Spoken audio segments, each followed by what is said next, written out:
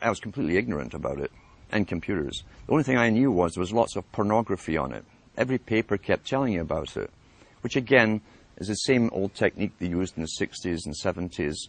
Aren't we naughty? Wink, wink, for the rock stars on television.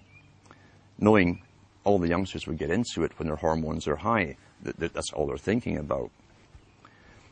But once folk were addicted to it, they also planned to gradually alter it, keeping the people addicted to it as they changed it into another system where mainstream media, the authorized media, the culture creation industry media, would eventually have prime, or the main dibs, the first grabs at the main bandwidth that eventually they're claiming will have to be reduced. So, in the meantime, there's never been a window of opportunity for the general public to use a medium to communicate to each other alternate news, verified facts to each other as we have at the moment. That eventually, supposedly, is going to be policed. They've had international meetings, the first one held in Canada, under the guise of the United Nations, or the auspices of the United Nations, to do with regulating and censorship of the internet. They have these meetings every year as they add more laws to it. We know the cloud system is to come in eventually. It's been all over the media in Britain, where you won't be able to store anything on a hard drive. You won't even need a hard drive eventually. Remote servers will have all your information for you. It will then be used as a form of punishment if you were politically incorrect in some form or another. Then you'll be cut off from accessing that server with all your data until you toe the line and behave yourself. Social control can be used through monetary penalizations, or through other penalizations like withdrawing you access from it. It definitely will be used for social control again, unless it's a backlash from the general public. And they do expect backlashes from people who have become used to looking into whatever site they wish to look at, or communicating whatever kind of information they want to each other. Now, along with the introduction of the internet, we've got to remember too, the government agencies also set up and promoted chat rooms and all the rest of it. And there are agents within this strange nether region called the internet whose job it is to infiltrate people who are coming together as groups, communicating on specific topics to do with political changes, and disrupting those groups. So already it's a battlefield, and they called it the cyber wars long before they even gave this internet to the people. It had been an informational war, they said in all the papers. Therefore, government intelligence agencies would have to expand their roles with mandates to also be in this invisible world where they would manipulate various groups from within as well. There's also a lot of nonsense, of course, on the internet too, which can take you down conspiracy paths. I hate the term conspiracy because the government wants us to use it like we're some sort of hobbyists and some sort of kooks. I don't use the term. But that's become the most popular type of site now, is conspiracy site. And there's many out there. There's professional agents out there as well who've been funded by governments and even launched by governments, to be well known, especially in Europe, to lead the conspiracy sites. Then they bring in the UFOs, the aliens, until you have achieved your goal. Counterintelligence. Let's talk about counterintelligence and how it works. What is intelligence? Intelligence gathering is sending agents out to simply listen. To listen in marketplaces, bars, cafes, as to what the people are discussing. Lawrence of Arabia, in his own book, 7 Pillars of Wisdom, was trained as an agent. He was trained in Arabic languages. He was given lots of money, he and 11 other people, trained from Cambridge, and sent over to the Arabic countries to start up Arabic newspapers. Once they started putting stories in the newspapers, they went round the marketplaces, they hired lots of guys to listen to gossip, to see if the intelligence they were putting out in the papers was being discussed by the recipients, the readers. That's basic intelligence gathering. What is counterintelligence? Counterintelligence, from a government's perspective, is taking information and data that could be it could be bad for the ruling regime, and finding ways to counter that knowledge, counter it. What you do, standard-wise, if you can't defame the person who's bringing out a truth or kill them, is to bring out your own heroes. Launch them well, finance them well into the same area, saying the same stuff that others are talking about. It's called intelligence, giving out facts. And once they have the following, then they start bringing in aliens and UFOs, and they bring in the New Age, the whole New Age religion into it. Spirituality is the big term they're using today. Until a newcomer, a skeptic, will hear this stuff from the paid agent, who's very good, who says gives the same data as the person who doesn't go into the UFOs and so on. But the guy who doesn't go into the UFOs, aliens, reptilians, and all the rest of it, suddenly is thrown out with the other guy. You're classified with them by association. Your topics are associated. Even though you stay clear of the fantasy stuff, the disinformation, you'll be lumped along with them. And then you've countered the intelligence. When you mention the facts, people laugh at you, say, oh, you probably believe that the aliens are running the world now.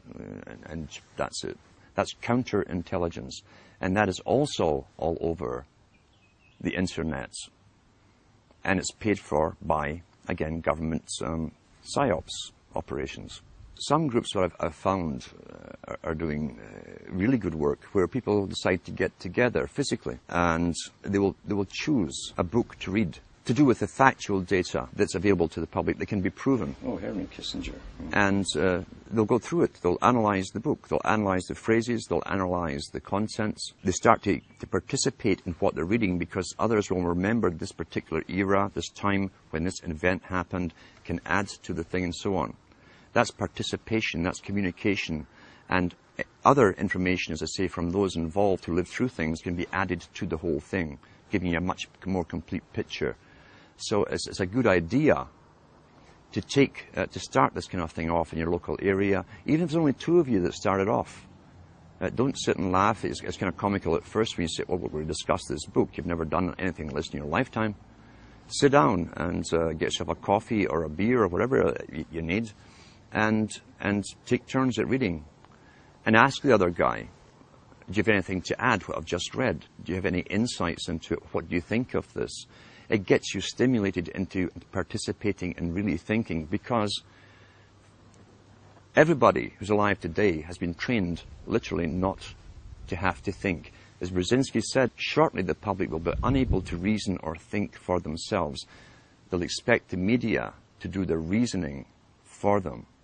So let's counter that. Let's get back to thinking for ourselves, using the data, the material, get involved, start using our minds again. And you'll be surprised. It's like a muscle you haven't used for a long time, how quickly you start to use it, how sharp you become so quickly. And if you can get larger groups and larger groups together doing the same thing, and then you can branch them together, communicate together, then they suggest other books that you haven't heard of. Maybe you need a particular book for evidence. I have stacks of them at home. Everyone has access somewhere to some material that got stuck away. And when you start putting all of this material together, mainly through, as I say, discussion and reading groups, you can add to the knowledge. The more knowledge and facts, actual factual data you can put together, the bigger your arsenal is. And the easier it becomes to show people and convince them, look, this is authenticated stuff. Here's the factual data. Here's the physical book. Read from that book, and then have your discussions. What do you think about this? What do you think they meant by this? What do you think has happened? Have they fulfilled this part of an agenda? And most people will say, yeah, they have. Well, here's how they did it. The evidence is all there, but knowledge, remember, is scattered. That's also why, since the 70s and so on, televisions were put up in places where people used to communicate to each other, bars and restaurants, the pubs of Europe. Everyone talked and discussed everything. The televisions were all put in for a reason. And now everyone's mesmerized, and you can hear sports or loud music. You can't communicate anymore. That was government promoted, because the government licensed the big chains of taverns and pubs all throughout Europe. And so what you've got, really, is deliberate attempts. Nothing happens for no reason. Why? The customers weren't demanded. They were bored in bars as they discussed topics. People would just move around the pub talking and listening to the conversations, and they'd join in the one that you liked. Why was it so important to destroy communication? It's because it's a main propaganda tool that stops communication between people, even in a room. Have you noticed, too, they don't even discuss the topics, once the news is read to them, to each other? They've both been downloaded with the opinions. You don't have to ask what their opinion is. It's going to be the same one as you've been downloaded with, left by the expert. So we've got to get back to communications and communicating with each other and finding the evidence. Knowledge is scattered. Knowledge is power, so it's scattered all over the place and thousands of books. But when you can start these reading classes up and get other reading classes communicating with you, even through the internet, you can start putting the data, the factual data together, and so that you can present it to the public and bring in more and more members. Only knowledge and the will to use this knowledge is going to thwart the plans that have openly been made for us and declared from the elites at the top. The whole problem of being involved in a community, it can be a double-edged sword. We know, for instance, that communitarianism is a term used first by Bush Sr., talking about the collectivist society coming in. The United Nations has us all split up into communities. It's promoted through local TV. Even Sudbury here has your community. This is your local community. Be involved in your community. They're talking about a politically correct community.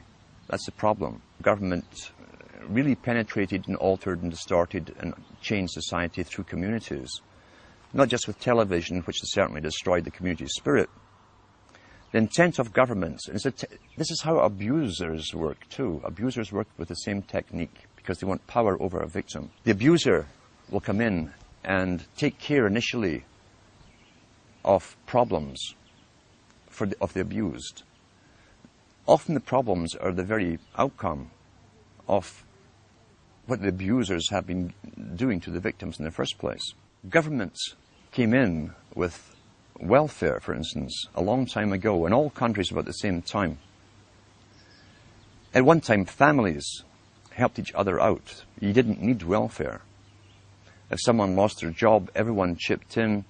You didn't condemn the family member for being unemployed or ill or whatever, or losing their job.